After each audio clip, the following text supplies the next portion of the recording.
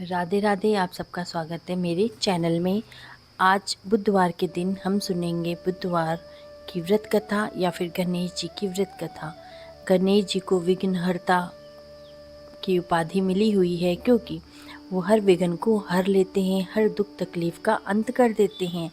तभी उनको हर पूजा से पहले पूजा जाता है। कोई भी पूजा गणेश जी की पहले पूजा ना की जाए तो वो कोई भी देवता स्वीकार नहीं करते हैं।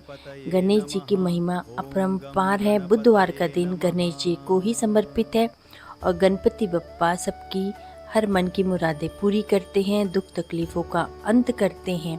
अगर आपने बुधवार का व्रत रखा है, गणेश जी की पूजा करनी है आपको आज के दिन और आपको आज व्रत कथा अवश्य सुननी है, तभी आपका व्रत पूर्ण माना जाएगा। बुधवार व्रत कथा इस प्रकार है। समतापुर नामक नगर में एक मधुसूदन नाम का व्यक्ति रहता था। वह बहुत ही धनवान था। मधुसूदन का विवाह बलरामपुर नगर की सुंदर लड़की संगीता से हुआ था। एक बार मधुसूदन अपनी पत्नी को लेने बुधवार के दिन बलरामपुर पहुंचा। मधुसूदन ने पत्नी के माता पिता से संगीता को विदा करने के लिए कहा। माता पिता ने बोला कि बेटा, आज बुधवार है, बुधवार को किसी भी शुभ कार्य के लिए यात्रा नहीं करते हैं। लेकिन मधुसूदन नहीं माना। उसने ऐसी शुभ अशुभ बातों को न मानने के लिए बोला। दोनों वहां से निकले और बैलगाड़ी में यात्रा प्रारंभ कर दी। 2 कोस यात्रा के बाद उसकी गाड़ी का एक पहिया टूट गया और वहां से दोनों ने पैदल यात्रा शुरू कर दी। रास्ते में संगीता को प्यास लगी।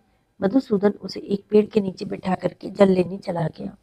थोड़ी देर के बाद जब मधुसूदन कहीं से जल लेके वापस आया तो बुरी तरह से हैरान रह गया, क्योंकि उसकी पत्नी के पास उसी की शक्ल का एक इंसान बैठा हुआ था। संगीता भी मधुसूदन को देख के हैरान हो गई। वे दोनों में कोई भी अंतर नहीं कर पाई। मधुसूदन ने उस व्यक्ति से पूछा कि तुम कौन हो और तुम मेरी पत्नी के पास क्यों बैठे हुए हो। मधुसूदन की बात सुनकर उस व्यक्ति ने कहा, अरे भाई, ये मेरी पत्नी है संगीता। मैं अपनी पत्नी को ससुराल से विदा करा के लाया हूँ। लेकिन तुम कौन हो जो मुझसे ऐसा प्रश्न कर रहे हो। मधुसूदन ने कहा, तुम जरूर कोई चोर या ठग हो। ये मेरी पत्नी संगीता है। मैं इसे पेड़ के नीचे बैठाल के जल लेने गया था। इस पर उस व्यक्ति ने कहा, अरे भाई, झूठ तो तुम बोल रहे हो। संगीता को प्यास लगने पे जल लेने मैं गया था। मैंने तो जल ला के अपनी पत्नी को पिला भी दिया है। अब तुम चुपचाप यहाँ से चलते बनो, नहीं तो मैं किसी सिपाही को बुला के तुम्हें पकड़वा दूंगा। दोनों एक दूसरे से लड़ने झगड़ने लगे। उन्हें लड़ते हुए देख के वहां बहुत सारे लोग एकत्रित हो गए। नगर के कुछ सिपाही भी वहां पे आए। सिपाही उन दोनों को पकड़ के राजा के पास ले गए। सारी कहानी सुनने के बाद राजा भी कोई निर्णय नहीं कर पाया। संगीता भी उन दोनों में से अपना वास्तविक पति कौन है नहीं पहचान पा रही थी। राजा ने दोनों को कारागार में डाल दिया और कहा, राजा के फैसले पे असली मधुसूदन भयभीत तो उठा। तभी आकाशवाणी हुई कि मधुसूदन, तूने संगीता के माता पिता की बात नहीं मानी और बुधवार के दिन अपने ससुराल से तूने प्रस्थान किया। यह सब भगवान बुद्ध देव के प्रकोप से हो रहा है। मधुसूदन ने भगवान बुद्ध देव से प्रार्थना की कि हे भगवान बुद्ध देव, मुझे आप क्षमा कर दीजिए। मुझसे बहुत बड़ी गलती हो गई है। भविष्य में अब कभी भी बुधवार के दिन यात्रा नहीं करूंगा और सदैव बुधवार को आपका व्रत किया करूंगा। मधुसूदन के प्रार्थना करने पर भगवान बुद्ध देव ने उन्हें क्षमा कर दिया। तभी दूसरा व्यक्ति राजा के सामने से गायब हो गया। राजा और दूसरे लोग इस चमत्कार को देख के हैरान रह गए। भगवान बुद्ध देव की इस अनुकंपा से राजा ने मधुसूदन और उसकी पत्नी को मान सम्मान के साथ विदा कर दिया। कुछ दूर चलने पर रास्ते में ही उन्हें बैलगाड़ी भी मिल गई। बैलगाड़ी का टूटा हुआ पहिया भी जुड़ा हुआ था। दोनों उसमें बैठे और समतापुर की ओर चल पड़े। मधुसूदन और उसकी पत्नी संगीता दोनों बुधवार को व्रत करते हुए आनंद पूर्वक जीवन यापन करने लगे। इस तरह भगवान बुद्ध देव की कृपा प्राप्त करने से आपके घर में खुशियां खुशियां बरसने लगती हैं। और जो स्त्री पुरुष विधिवत बुधवार का व्रत करता है, कथा को सुनता अथवा पढ़ता है, भगवान बुद्ध देव उसकी सारी मनोकामनाएं पूर्ण करते हैं और उसके सभी कष्टों को दूर करते हैं। धार्मिक मान्यताओं के अनुसार सप्ताह के सभी 7 दिन अलग अलग देवी देवताओं को समर्पित है। फिर उन्हीं के अनुसार पूजा और आराधना की जाती है। बुधवार का दिन सभी देवताओं और देवियों से पहले पूजे जाने वाले भगवान गणेश को समर्पित है। बुधवार के दिन उपवास रखने का विशेष महत्व होता है, क्योंकि बुधवार के देवता भगवान गणेश बुद्धि के देवता हैं। ऐसे में बुधवार के दिन व्रत रखने पर जीवन में सुख और समृद्धि आती है और समय मंगलमय रहता है। ऐसी मान्यता है कि जो भी व्यक्ति बुधवार के दिन व्रत करता है, कथा सुनता अथवा कहता है, पूरे दिन भगवान गणेश की साधना करता है, उस व्यक्ति के जीवन में कभी भी धन धान की कमी नहीं होती है। पौराणिक कथाओं में एक कथा और है। एक बुढ़िया की कथा है जो प्रतिदिन मिट्टी से गणेश जी को बनाती थी, लेकिन वे हर दिन गल जाते थे। एक दिन वह एक कारीगर से पत्थर के गणेश की प्रतिमा बनाने का अनुरोध करती है, जो मना कर देता है। जब बुढ़िया के शाप के कारण कारीगर की दीवार टेढ़ी हो जाती है, तो सेठ जी को अपनी गलती का एहसास होता है और वो बुढ़िया को सोने का गणेश जी बना के देते हैं और उसके श्राप से दीवार फिर से सीधी हो जाती है। एक समय की बात है, एक बुढ़िया माई प्रतिदिन मिट्टी से गणेश जी की पूजा किया करती थी।